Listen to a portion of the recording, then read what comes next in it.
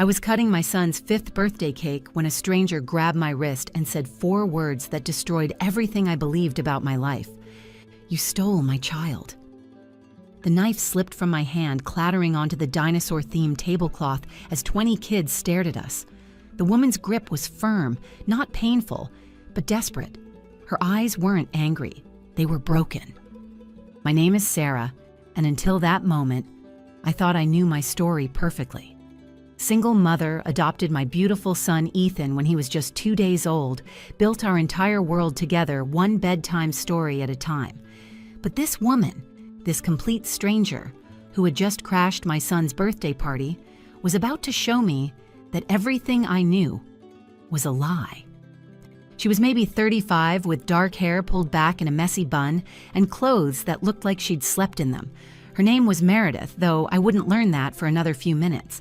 Right then, she was just the woman whose hand was still wrapped around my wrist while my son's birthday cake sat half-cut between us, chocolate frosting smearing on the plastic knife. "Mommy, why did you stop cutting the cake?" Ethan's voice piped up from behind me. My beautiful boy with his hazel eyes and that infectious laugh that could light up any room. He was wearing his favorite T-Rex shirt, the one with the hole in the shoulder that I kept meaning to fix, but he wouldn't let me because he said it made the dinosaur look like it was really roaring. "Just a minute, baby," I managed to say, my voice surprisingly calm considering my heart was hammering against my ribs. The woman's eyes moved to Ethan, and her whole face crumpled. She let go of my wrist and pressed both hands to her mouth. A sound escaped her that I'll never forget. It wasn't quite a sob, wasn't quite a gasp. It was the sound of recognition, of loss, of 5 years of grief hitting someone all at once. "That's him," she whispered through her fingers. "That's my baby." The party was at Riverside Park, the one with the big oak trees and the blue playground that looked like a pirate ship. We'd rented the pavilion, set up a bounce house, hired a face painter. There were balloons everywhere in Ethan's favorite colors, green and orange. My sister Vera had spent all morning helping me set up while my father Dennis tested the speakers for the music. It was supposed to be perfect. It was perfect until this moment. "Ma'am, I think you're confused," I said, stepping slightly in front of Ethan. My protective instincts kicked in hard. "This is my son. I've raised him since he was 2 days old." She shook her head violently. No, you don't understand. I gave birth to a boy 5 years ago, March 16th, 3:47 in the morning. They told me he died. They told me he died during delivery, but he didn't. That's him. Look at him. He has my father's eyes, my mother's chin, that birthmark behind his left ear. My father had the exact same one. My blood went cold. Ethan did have a small crescent-shaped birthmark behind his left ear. I'd kissed it 1,000 times during bedtime snuggles. It was just one of those unique things about him, like how he couldn't sleep without his stuffed elephant, or how he always ate his vegetables first to get them over with. "You need to leave." My father Dennis stepped forward, all 6'2" of him, still intimidating at 68 years old. "You're scaring the children." But Meredith wasn't looking at him. She was pulling out her phone with shaking hands, scrolling frantically through photos. "Please, just look. Please. I'm not crazy. I've been searching for 5 years." She turned the phone toward me. It was an ultrasound image, dated March 15th, 5 years ago, the day before Ethan's birthday. Then another photo, her in a hospital gown, heavily pregnant, holding up a tiny blue outfit with dinosaurs on it. The same pattern as the sleeper I'd found in Ethan's adoption papers, the one the agency said his birth mother had left for him. "Lots of people have babies on March 16th, I said, but my voice was wavering now. "Lots of babies have birthmarks." "At Riverside General?" she asked. "At 3:47 in the morning? They told me he lived for 5 minutes. 5 minutes. But they never let me hold him, never let me see him, said it would be too traumatic." The other parents at the party were starting to gather their children, shooting concerned looks our way. Vera had her hand on my shoulder, squeezing gently. The face painter had stopped mid-butterfly on a little girl's cheek. Everyone was watching this unfold like a car crash in slow motion. "Sarah," Vera whispered in my ear, "maybe we should hear her out, away from the kids." But Meredith wasn't done. She pulled up another photo, this one of a medical bracelet. "Baby boy Wilson, March 16th, 3:47 a.m., Riverside General, Ward 3B. My adoption papers flashed through my mind. Bright Horizons Private Adoption Agency, emergency placement, birth mother surrender at 4:15 a.m. Same date, same hospital. Only 28 minutes. After this, woman said her baby supposedly died. Ethan tugged on my shirt. "Mommy, is everything okay? Can we have cake now?" I looked down at my son, my whole world, the little boy I'd raised since he was 2 days old, the boy I'd walked with for hours when he had colic, whose first word was mama, who learned to ride a bike just last month and skinned both his knees, but got right back on because he was brave like that. Then I looked at this woman, this stranger who wasn't acting like a stranger at all. She was looking at Ethan the way I looked at him, like he was her whole universe, like she'd been searching for him in every face she passed for 5 years. "What do you want?" I asked her quietly.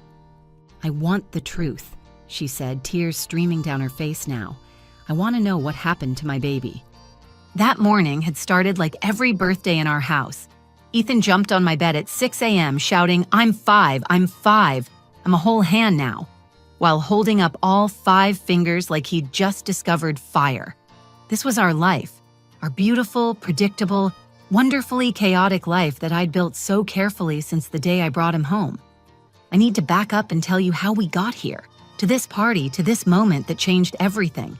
My name is Sarah Martinez, and I adopted Ethan when I was 27 years old. I'd just gotten promoted to senior architect at my firm, had bought my first house, and knew with absolute certainty that I wanted to be a mother. The traditional route hadn't worked out. My ex-fiancé decided 3 weeks before our wedding that kids weren't in his 5-year plan, or his 10-year plan, or any plan really. So I decided to do it alone. Bright Horizons Private Adoption Agency came highly recommended.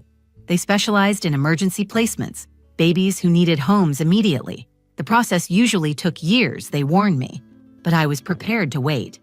Then, just 3 months after my application was approved, my phone rang at 2 in the morning. "Sarah, this is Janet from Bright Horizons. We have a situation. A newborn boy, 2 days old. The birth mother has signed away her rights. He needs a home immediately. Can you be at Riverside General in an hour?" I threw on clothes, grabbed the emergency baby bag I'd packed just in case, and drove through empty streets with my heart in my throat.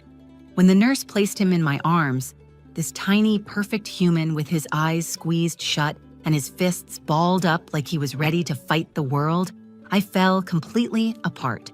Happy tears, scared tears, overwhelmed tears, all of them at once. His birth mother left this for him, Janet had said, handing me a small bag with a dinosaur sleeper and a note that just said, "Please love him the way I wish I could." And God, did I love him.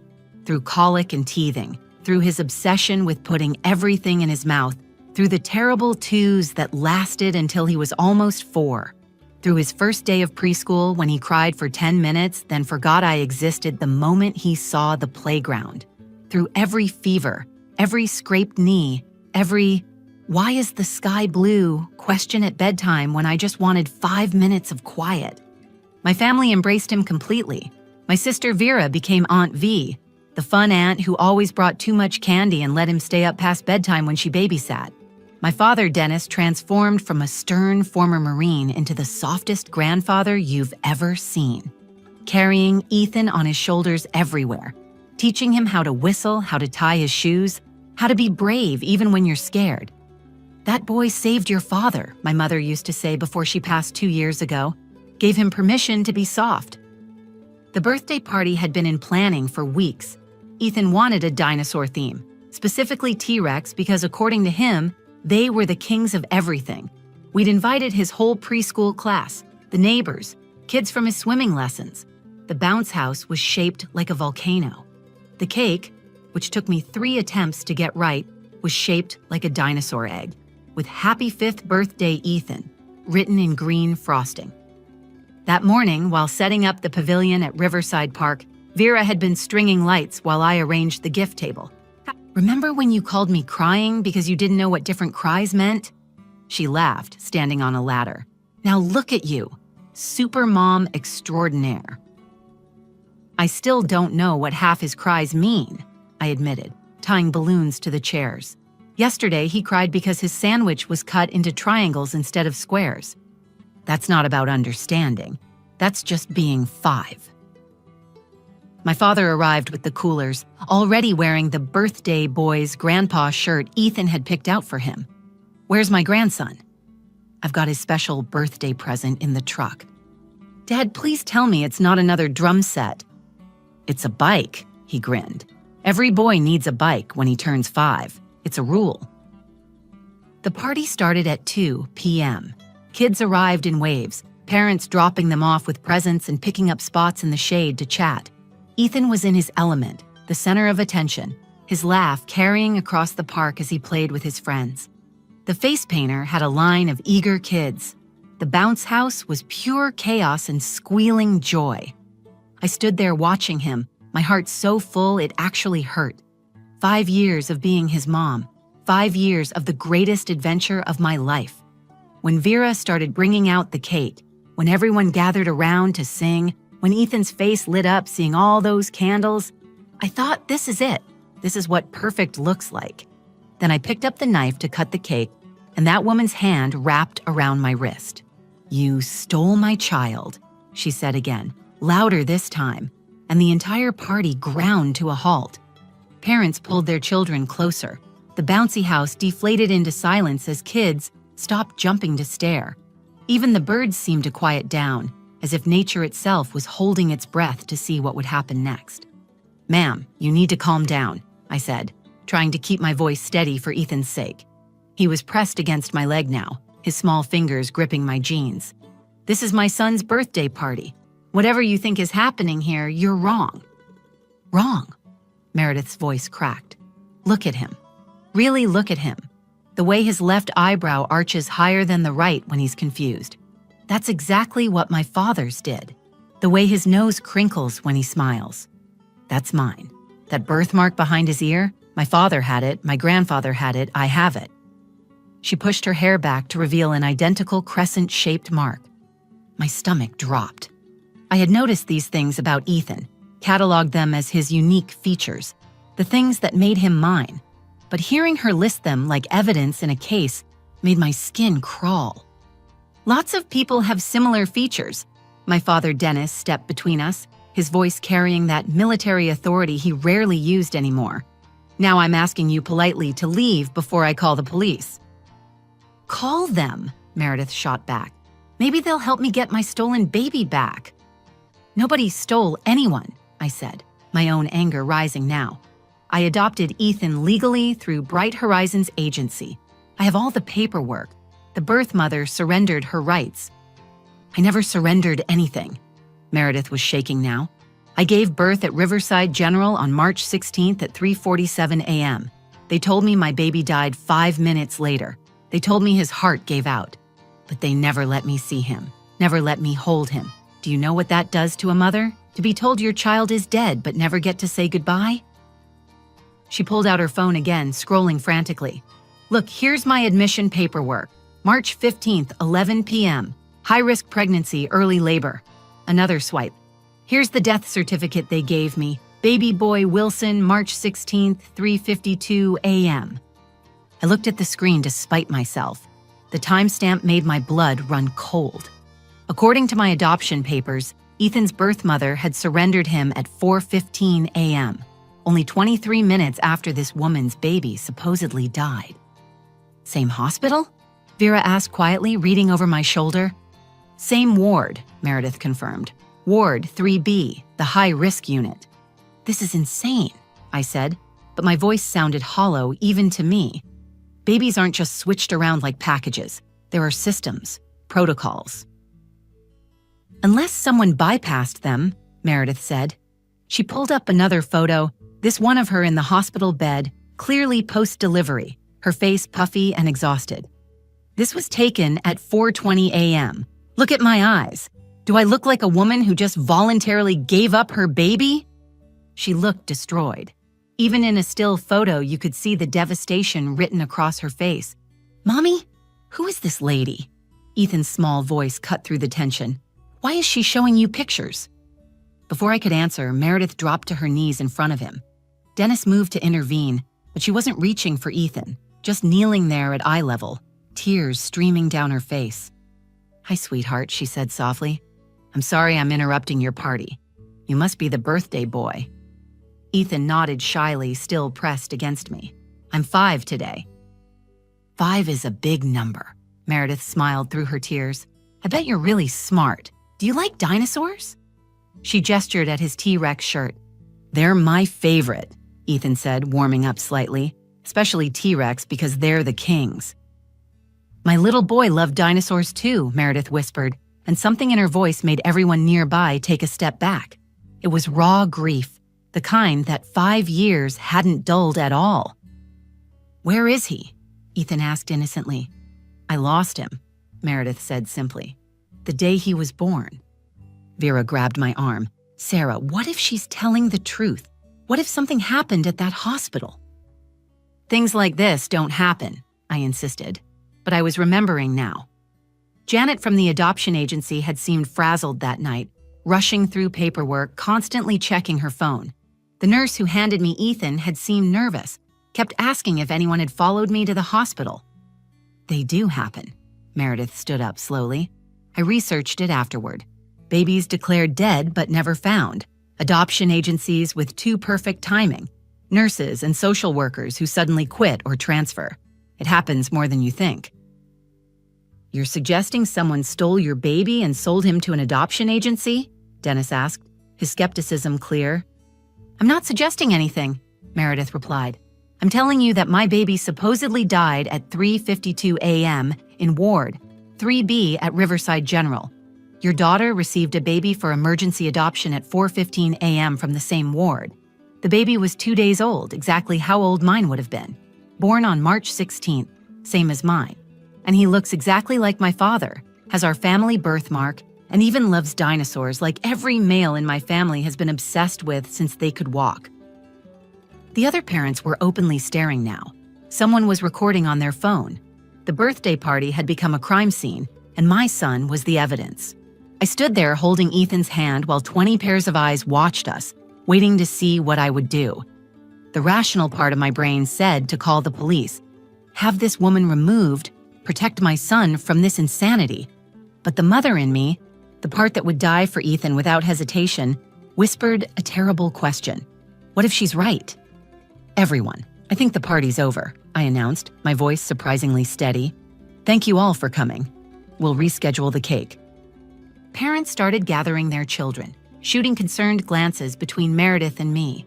A few looked like they wanted to stay and watch the drama unfold, but Vera started ushering them toward the parking lot with practiced efficiency. "Sarah, what are you doing?" Dennis asked, his hand on my shoulder. "I'm going to find out the truth," I said, then looked directly at Meredith.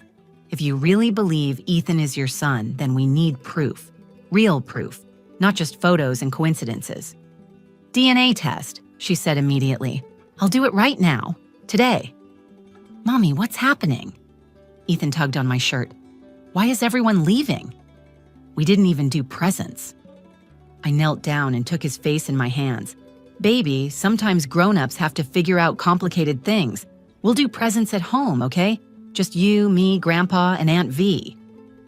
"And the sad lady?" he asked, looking at Meredith. "No, sweetheart, not today." I stood and faced Meredith again. "Here's what's going to happen. You're going to leave now. Tomorrow morning, we'll meet at Riverside General. We'll do a DNA test through proper channels. If you're wrong about this, and you are wrong, you never contact us again. Understood?"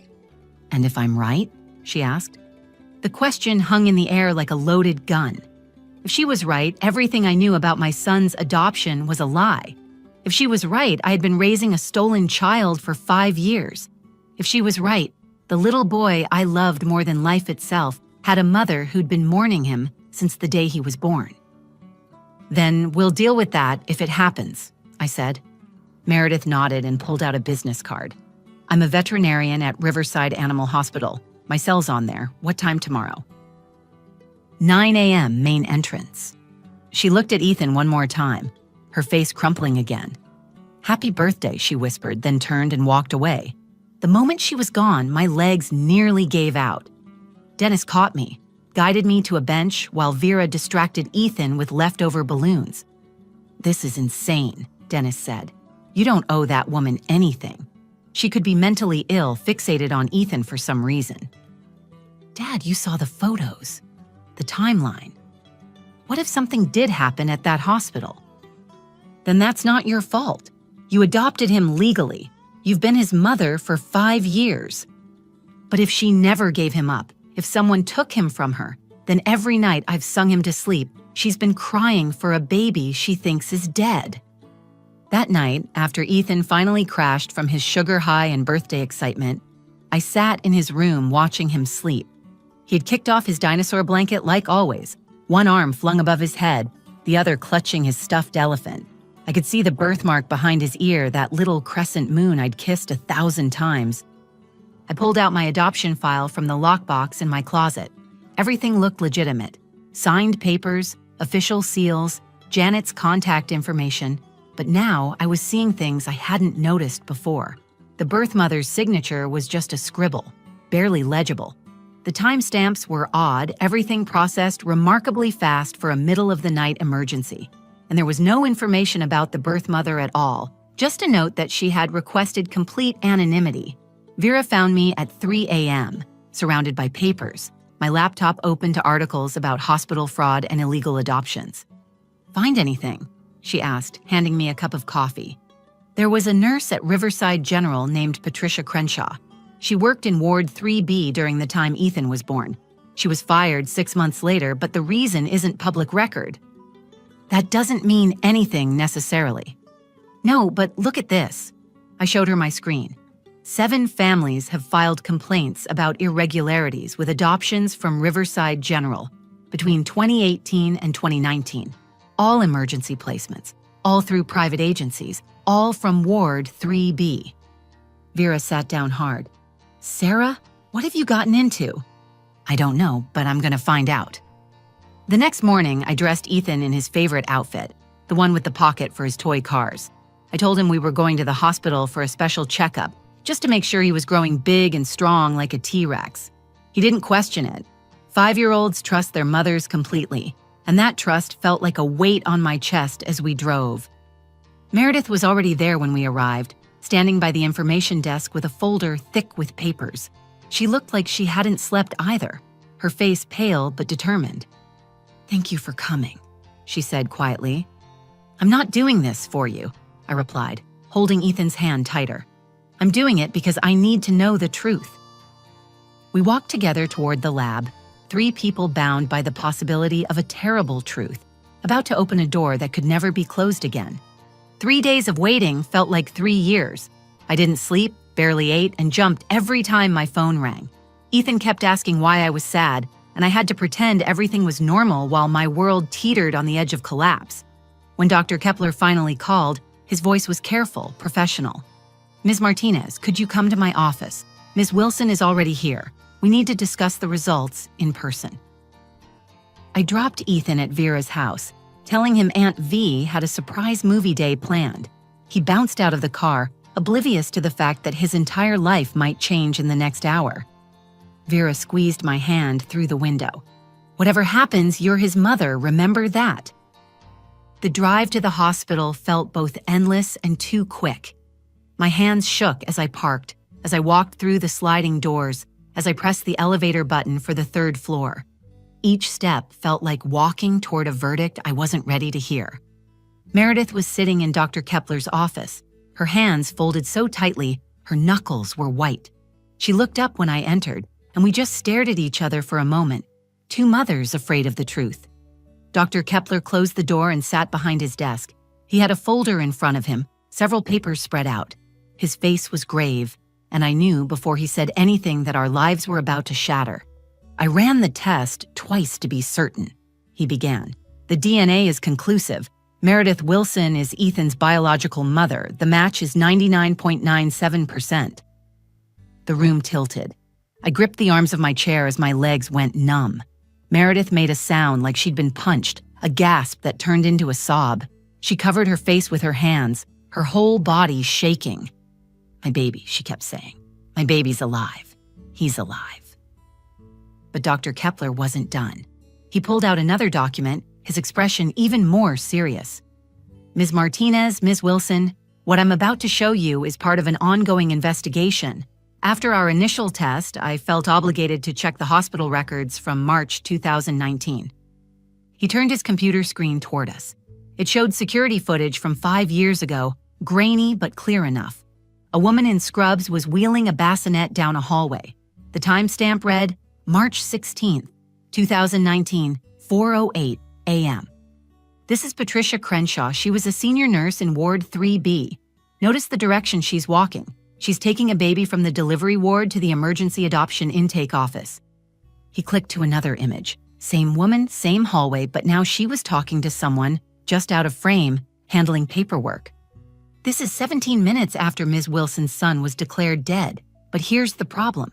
There were no other births in Ward 3B that night. The only baby in that ward was yours, Ms. Wilson. My heart was pounding so hard I could hear it in my ears. You're saying she stole him. She took a baby from his mother and just handed him over for adoption.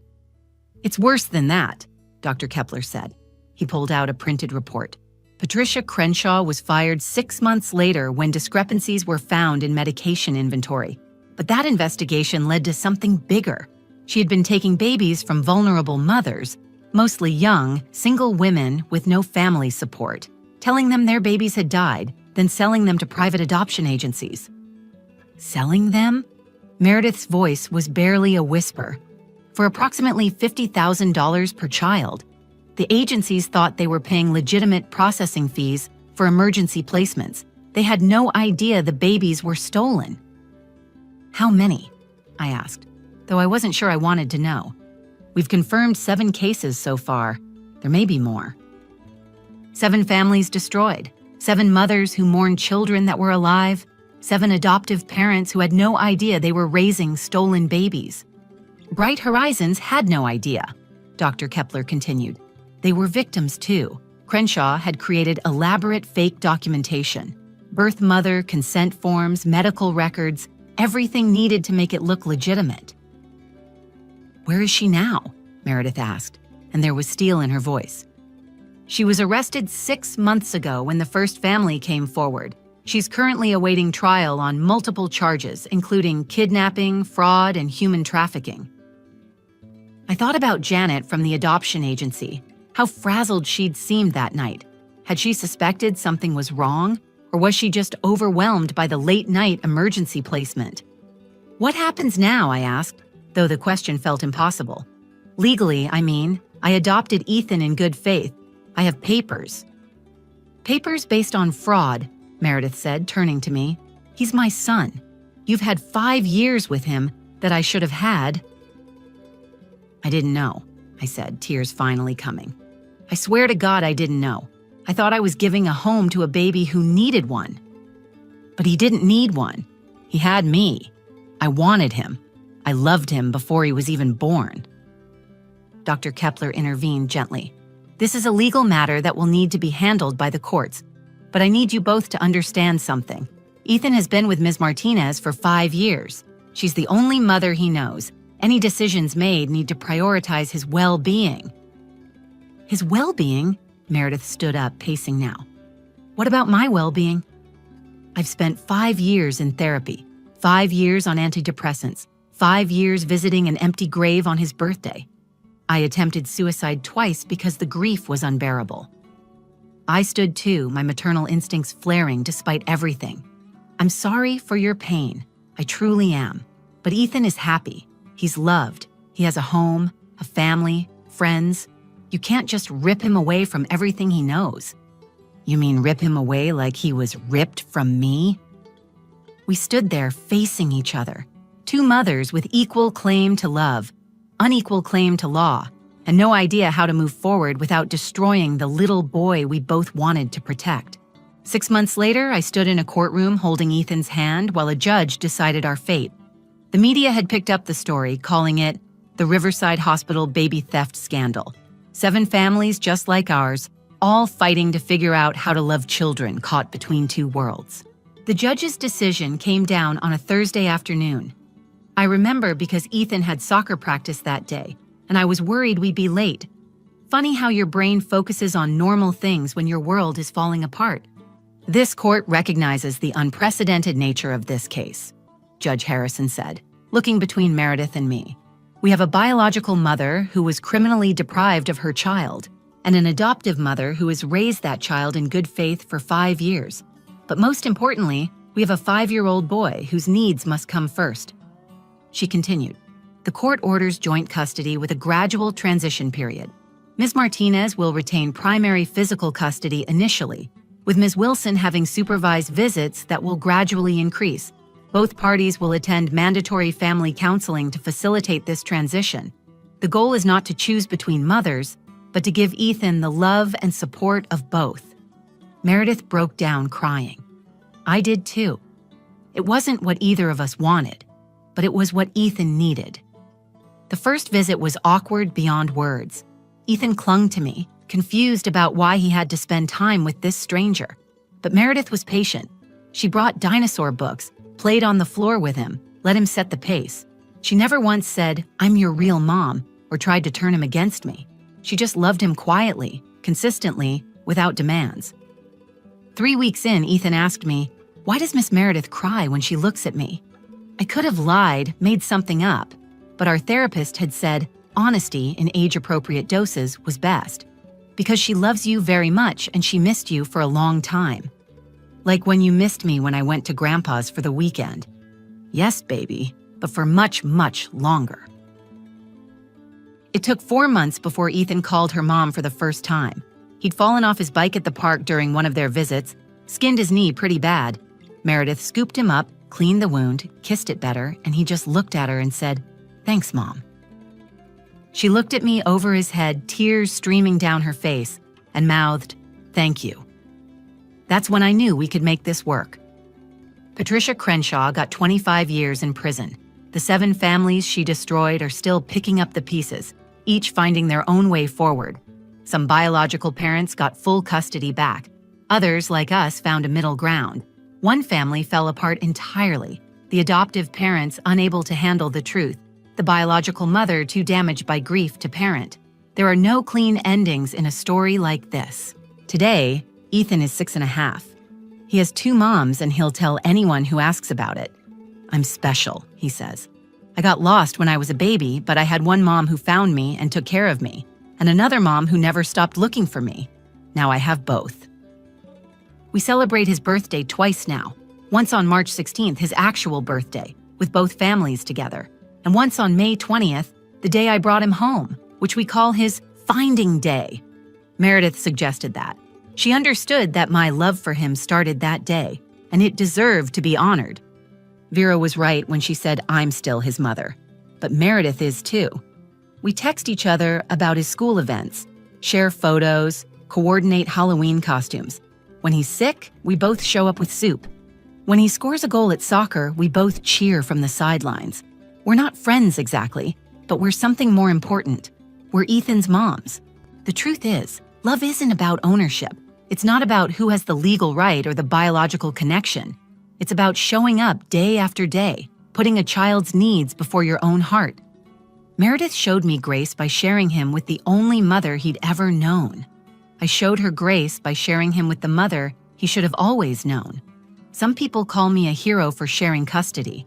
Others say I'm a fool for not fighting harder.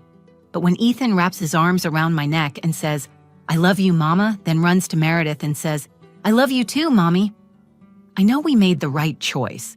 Patricia Crenshaw stole more than babies. She stole first words, first steps, first days of school.